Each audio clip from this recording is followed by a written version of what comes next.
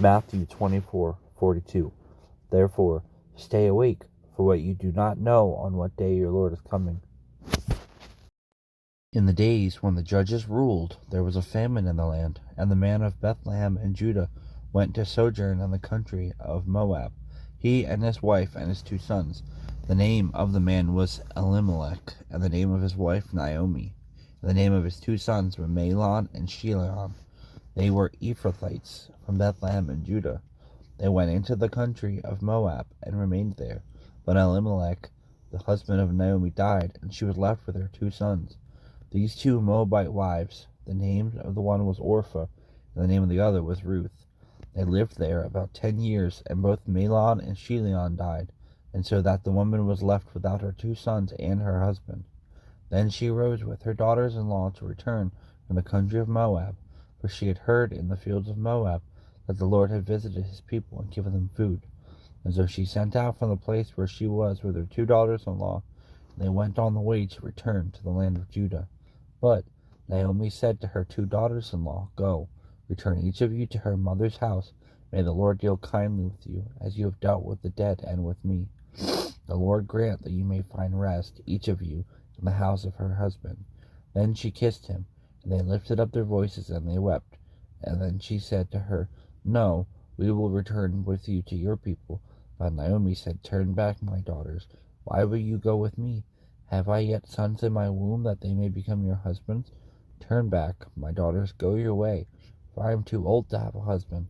If I should say I have hope, even if I should have a husband this night and should bear sons, would you therefore wait till they were grown? Would you therefore refrain from marrying? No, my daughters, for it is exceedingly bitter to me for your sake that the hand of the Lord has gone out against me. Then they lifted up their voices and wept again. And Orpah kissed her mother-in-law, but Ruth clung to her. And she said, See, your sister-in-law has gone back to her people and to her gods. Return after your sister-in-law. But Ruth said, Do not urge me to leave you or to return from following you. For where you go, I will go, and where you lodge, I will lodge. Your people shall be my people, and your God my God. Where you die, I will die, and there will I be buried. May the Lord do so to me, and more also, if anything but death parts me from you.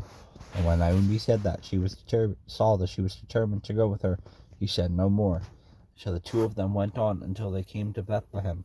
And when they came to Bethlehem, the whole town was stirred because of them. And the woman said, Is this Naomi? She said to them, Do not call me Naomi. Call me Mara, for the Almighty has dealt very bitterly with me. I went away full, and the Lord has brought me back empty. Why call me Naomi, when the Lord has testified against me, and the Almighty has brought calamity upon me? And so Naomi returned, and Ruth the Moabite, her daughter-in-law, with her, who returned from the country of Moab. And they came to Bethlehem at the beginning of barley harvest. Now Naomi had a relative of her husband's, a worthy man of the clan of Elimelech, whose name was Boaz. And Ruth the Moabite said to Naomi, Let me go to the field and glean among the ears of grain after him in whose sight I shall find favor. And she said to her, Go, my daughter. And so she set out and went and gleaned in the field after the reapers. She happened to come to the part of the field belonging to Boaz, who was of the clan of Elimelech. And behold, Boaz came from Bethlehem, and he said to the reapers, The Lord be with you. And they answered, The Lord bless you. Then Boaz said to his young man who was in charge of the reapers, Whose young woman is this? And the servant who was in charge of the reapers answered, She is the young Moabite woman who came back with Naomi from the country of Moab. She said, Please let me glean and gather among the sheaves after the reapers. So she came, and she has continued from early morning until now, except for a short rest. Then Boaz said to Ruth, Now listen, my daughter, do not go to glean in another field or leave this one, but keep close to my young women. Let your eyes be on the field that they are reaping, and go after them. Have I not charged the young men not to touch you? And when you are thirsty, go to the vessels and drink what the young man has drawn. Then she fell on her face, bowing to the ground, and said to him, Why have I found favor in your eyes, that you should take notice of me, since I am a foreigner? But Boaz answered her, All that you have done for your mother-in-law since the death of her husband has been fully told to me, and how you left your father and mother and your native land, and came to a people that you did not know before. The Lord repay you for what you have done, and a full reward be given you by the Lord, the God of Israel, under whose wings you have come to take refuge. And then she said, I have found favor in your eyes, my Lord, for you have comforted me and spoken kindly to your servant, though I am not one of your servants. And at mealtime Boaz said to her, Come here and eat some bread and dip your morsel in the wine. So she sat beside the reapers, and he passed to her roasted grain, and she ate until she was satisfied, and she had some left over. When she rose to glean, Boaz instructed his young men, saying, Let her glean even among the sheaves, and do not reproach her, and also pull out some of the bundles for her, and leave it for her to glean, and do not rebuke her. So she gleaned in the field until evening. Then she beat out what she had gleaned, and it was about an ephah of barley. She took it up and went into the city. Her mother-in-law saw what she had gleaned. She also brought out and gave her what food she had left over after being satisfied. And her mother-in-law said to her, Where did you glean today, and where have you worked? Blessed be the man who took notice of you. So she told her mother-in-law with whom she had worked, and said, The man's name with whom I work today is Boaz. And Naomi said to her daughter-in-law, May he be blessed by the Lord, whose kindness has not forsaken the living or the dead. Naomi also said to her, This man is a close relative of ours, one of our redeemers. And Ruth the Moabite said, Besides, he said to me, You shall keep close by my young men until they have finished all my harvest.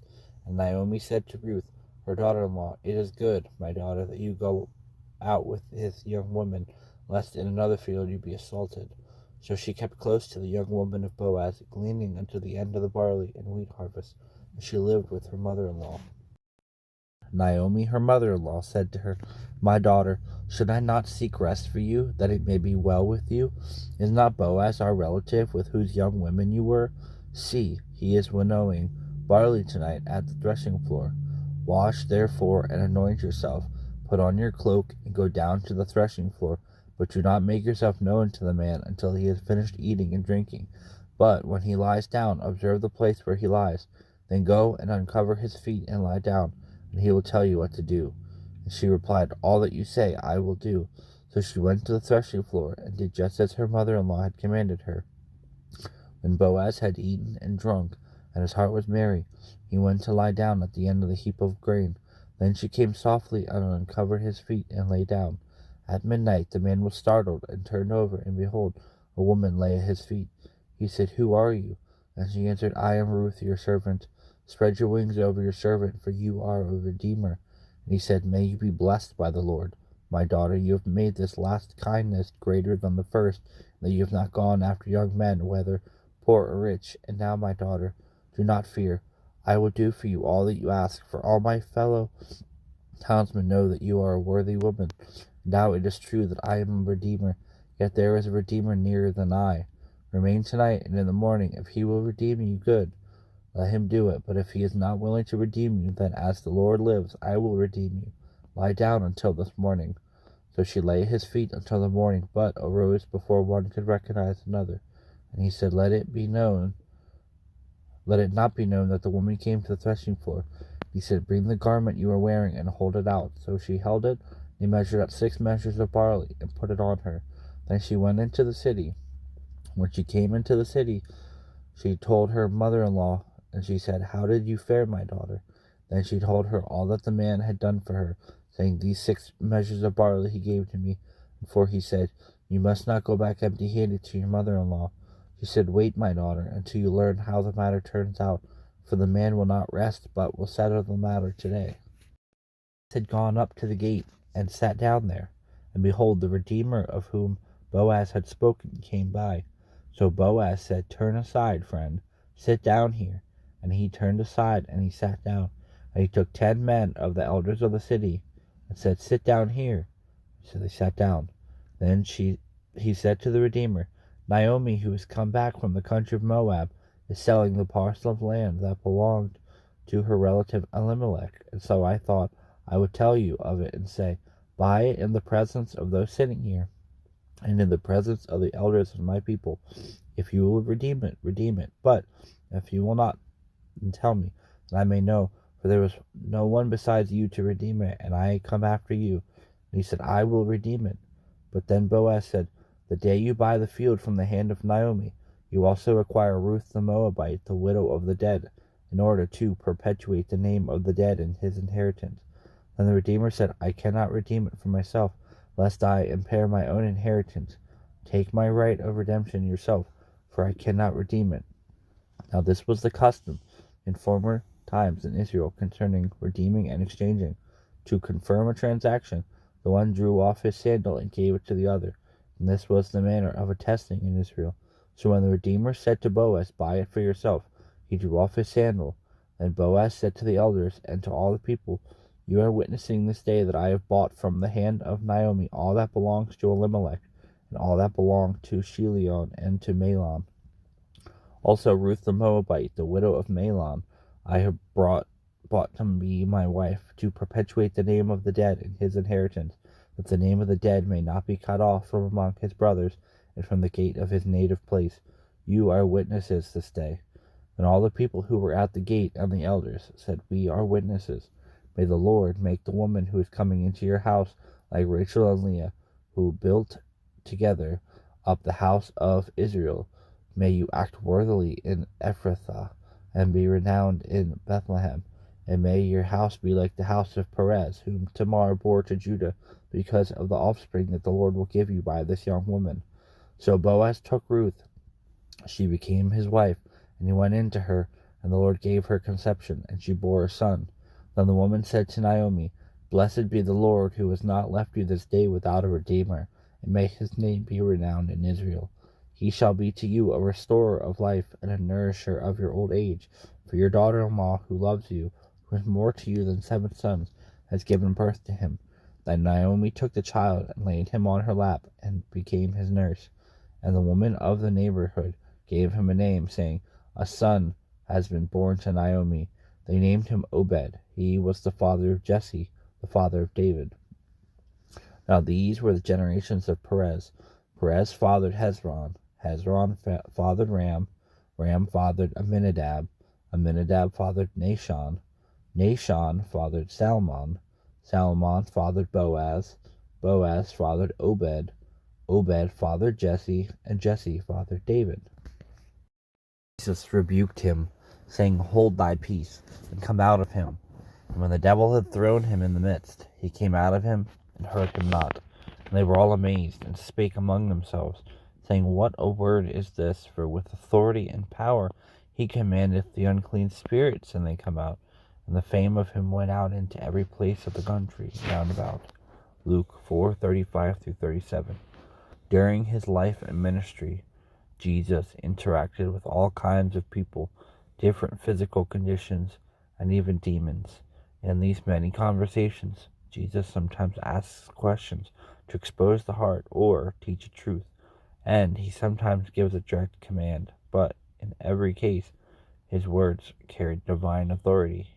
He did not speak as a mere teacher offering suggestions.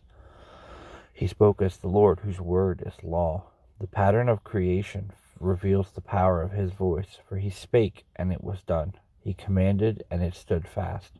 Psalm 33:9. Throughout the Gospels, the natural world, sickness, and even demons immediately obeyed his commands. Tragically, it was often the people he created and came to save who hesitated or refused to obey him. Just before he returned to heaven, Jesus gave what he called the Great Commission. That final command was grounded in the authority of Jesus Christ. And Jesus came and spake unto them, saying, "All power is given unto me in heaven and in earth." Matthew 28:18. When we take the gospel with us out into the world, we are not operating in our own strength, power, or ability. We are obeying the orders of the one who has the right to fully command our lives. As we carry out this vital task and all the other things God instructs us to do, we have the assurance that the all-powerful Lord is with us, equipping and enabling us for obedience despite the best efforts of the world, the flesh, and the devil.